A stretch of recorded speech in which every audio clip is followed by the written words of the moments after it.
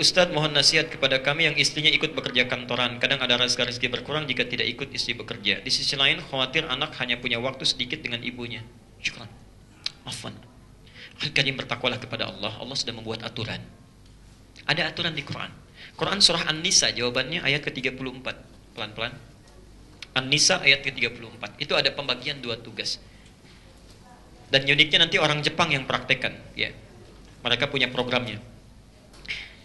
Anda harus bedakan, bekerja dengan mencari nafkah itu lain. Ya, bekerja dengan mencari nafkah itu lain. Ya. Seorang suami ketika akan menikah, ingat ya, bukan ketika telah menikah, akan menikah, itu ditegaskan oleh Quran, tugasnya akan menjadi imam. Imam, pemimpin. Ya, pemimpin, jelas ya. Ar-rijalu qawwamuna 'alan nisa. Kalau Allah sudah menyebutkan pemimpin, berarti 2 aspek, dunia dan akhiratnya. Aspek akhirat itu pemimpin dalam ibadah spiritualnya. Di bapak misal, mohon maaf, di Masjid Al-Ihsan jadi makmum, pulang ke rumah jadi imam. Ya. Sifat seorang imam artinya jadi pendahulu, dia mimpin, yang dipimpin mengikuti bacaan imam, gerakan imam dan seterusnya. Bagaimana Anda bisa menjadi imam kalau tidak mengerti bacaannya? Tidak tahu gerakannya. Karena itu seorang suami ketika bersiap akan menikah, dia mesti belajar bagaimana cara jadi imam yang baik.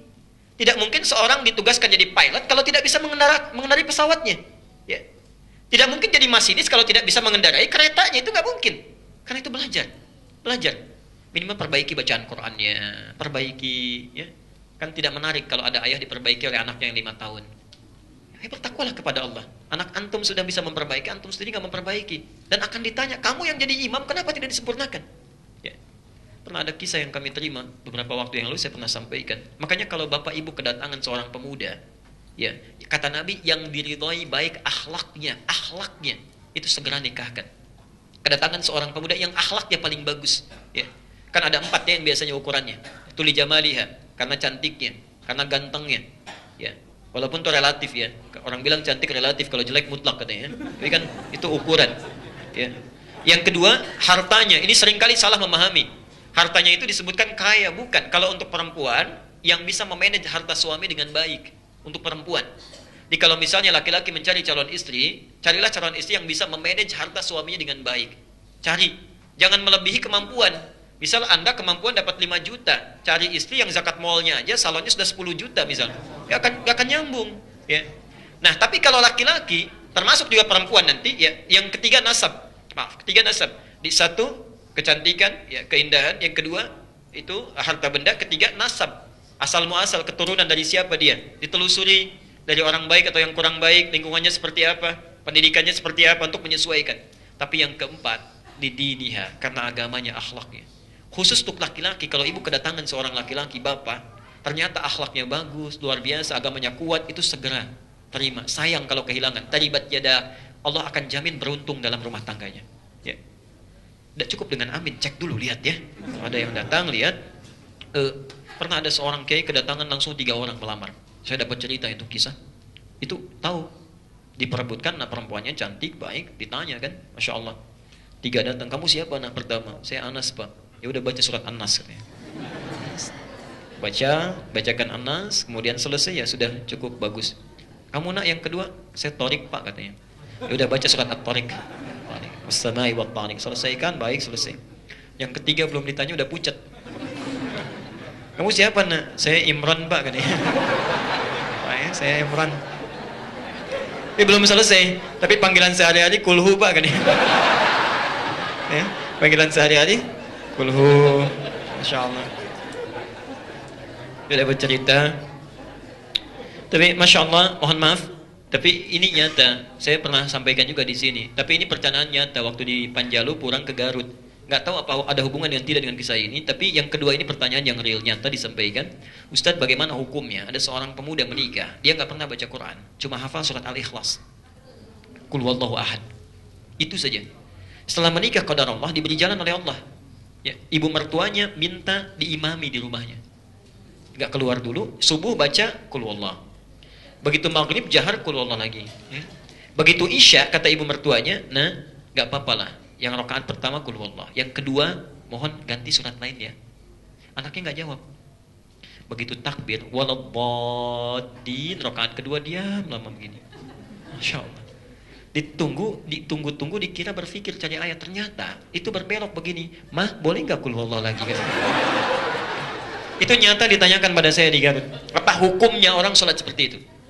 Saya bilang batal pasti sholatnya dan dia mesti belajar. Maka Anda yang sudah siap menjadi seorang suami itu mesti belajar. Nah, dalam hal urusan kepemimpinan dunia itu pun sama. Bima faddalallahu ba'dahum ala ba'din wa bima anfaqu min amwalihim. Kelebihan laki-laki dibanding dengan perempuan, laki-laki diberikan perangkat mencari nafkah. Ini poinnya. Jadi kalau Anda ikuti petunjuk ini, nafkah ya, bukan bekerja, ingat, nafkah, nafkah. Jadi nafkah itu tugas yang melekat pada suami, bukan istri. Di rumah ada suami, istri, 3 orang anak, 1 orang yang bantu. Ya, misal. Jadi ada 6 orang. Begitu suami mencari nafkah, dilakukan sesuai petunjuk Allah, nanti Anda keluarkan lagi ayat yang lainnya. Bagaimana cara mencari nafkah? Kalau ingin yang standar, Al-Baqarah 168, itu sama dengan non-muslim, sama aja. Kalau ingin agak cepat, nyarinya nggak susah, datang rezekinya, mengalir dengan mudah, Al-Baqarah 172. Kalau nggak terlalu lambat, tapi cepat sekali datangnya, bahkan belum minta, sudah turun. Baru gerak dikit aja. Itu Masya Allah, Al-A'raf 96. Ada turunannya. Ya. Tapi Anda yakinkan dulu, tugas cari nafkah itu saya.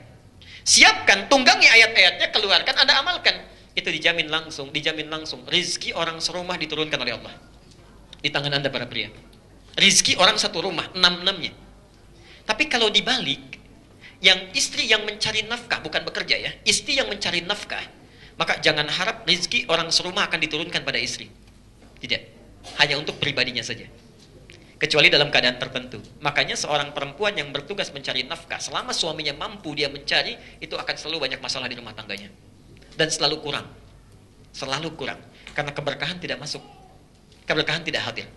Nah, kalau suami sudah mencari nafkah, perempuan ada hobi bekerja, ada yang dagang, ya, macam-macam dan sebagainya, itu tidak dilarang. Cuma bahasa riwayatnya disebut kamu sulit nantinya.